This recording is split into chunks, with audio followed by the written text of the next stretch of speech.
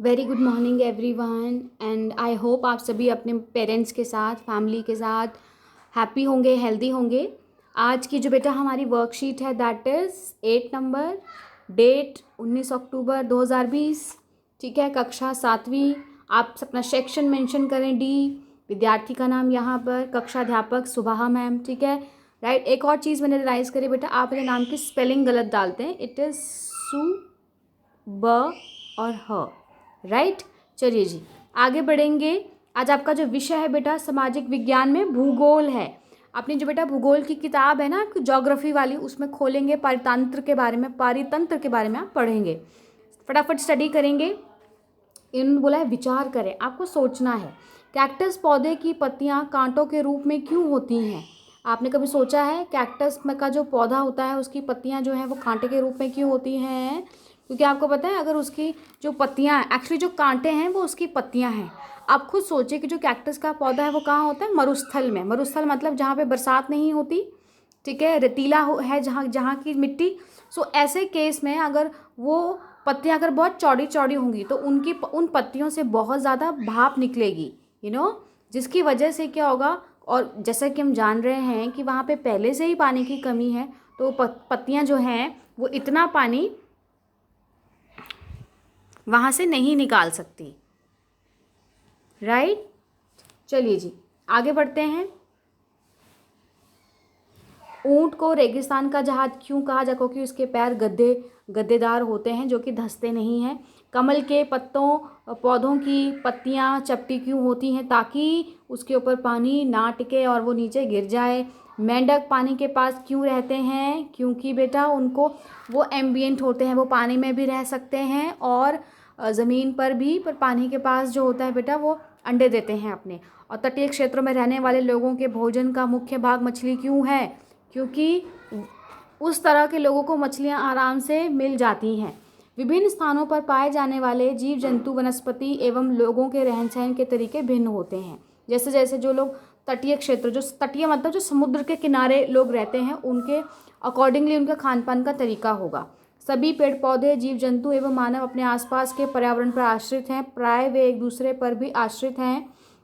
जीवधारियों का आपसी एवं अपने आसपास के पर्यावरण के बीच का संबंध ही पारितंत्र का निर्माण करता है। पारितंत्र क्या है कि जीवधारी जैसे हम जैसे लोग हैं, उनका आसपास के पर्यावरण से जो संबंध है वो क्या है? पारितंत्र।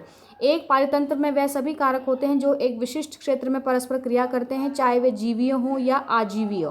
राइट, जीवीय मतलब जीवित, जो जीवित है। अजीवीय मतलब जीवित ना हो।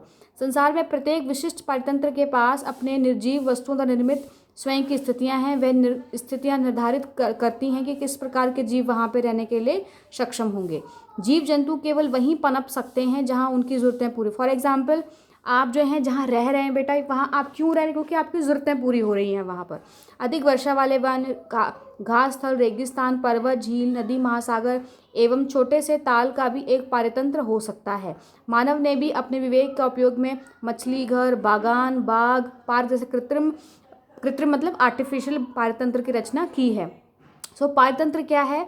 वह तंत्र जिसमें समस्त जीवधारी आपस में एक दूसरे के साथ तथा पर्यावरण के उन भौतिक एवं रासायनिक कारकों के साथ परस्पर क्रिया करते हैं जिसमें वे निवास करते हैं। यह सब ऊर्जा और पदार्थ के स्थानांतरण द्वारा संबंध है। आई होप बेटा ये आपको जो एक पैसेज है वो समझ में आया होगा। अब बेस्ड ऑन दिस आप क्वेश्चंस के जवाब देंगे। आप कॉपी में एक ताल का पारितंत्र चित्र भी ड्रॉ करेंगे। इतना ब्यूटीफुल ताल मतलब तालाब का। आगे बढ़े। पहला क्वेश्चन है, पारितंत्र कैसे बनता है? आप बताएंगे इसको। ठीक है, सो पारितंत्र ये है, यहाँ से लेकर के ये पूरी जो बॉक्स में डेफिनेशन है, ये फर्स्ट क्वेश्चन की है। आगे बढ़ते हैं। इनमें से कौन सा प्राकृतिक पारितंत्र नहीं, प्रकृति द्वारा बनाया गया नहीं है? जो पार्क होते हैं बेटा वो मनुष्य बनाता है, तो आंसर होगा पार्क। मरुस्थल, रेगिस्तान, वन भी, जंगल भी हमने नहीं बनाए हैं, समुद्र भी प्राकृतिक है। दिए गए संकेतों की सहायता से पारितंत्र को पहचानना है। ठीक है, मछली, पानी, कमल का फूल, ये सब किस में उगते हैं? पानी में। तो आप यहाँ पे क्या लिखोगे? पहले वाले के लिए फर्स्ट में आएगा बेटा तालाब, राइट। ठीक है, दूसरा रेत, ऊंट, कैक्टस का पौधा, ये सब किस में आते हैं? मरुस्थल में। ठीक है, तो सेकंड वाले में क्या आएगा? मरुस्थल, मरुस्थल, राइट। ठीक है जी। तीसरा वाला घने पेड़, जंगली जानवर और मिट्टी, कहाँ घने पेड़ कहाँ होंगे? वन में, राइट। तो यहाँ लिखोगे थर्ड वाले में वन, राइट। उसके बाद है शंकुधारी वृक्ष। शंकुधारी वृक्ष मतलब अगर आप पेड़ों की चोटी को देखो तो ऐसा जैसे शंकु बना हुआ हो। शंकु कैसे? जैसे मानो आपकी जो आइसक्रीम का कोन होता है। और भेड़ या बर्फ, तो वो कहाँ पे मिलेंगे बेटा आपको? पर्वत पे। तो फोर्थ वालों में आप क्या फिल करोगे? पर्वत। ठीक है बेटा।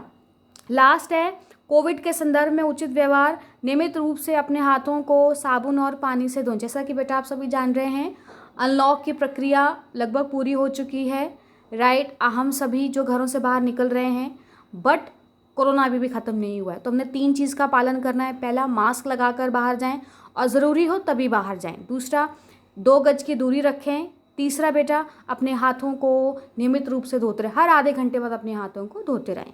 Thank you so much and have a good day.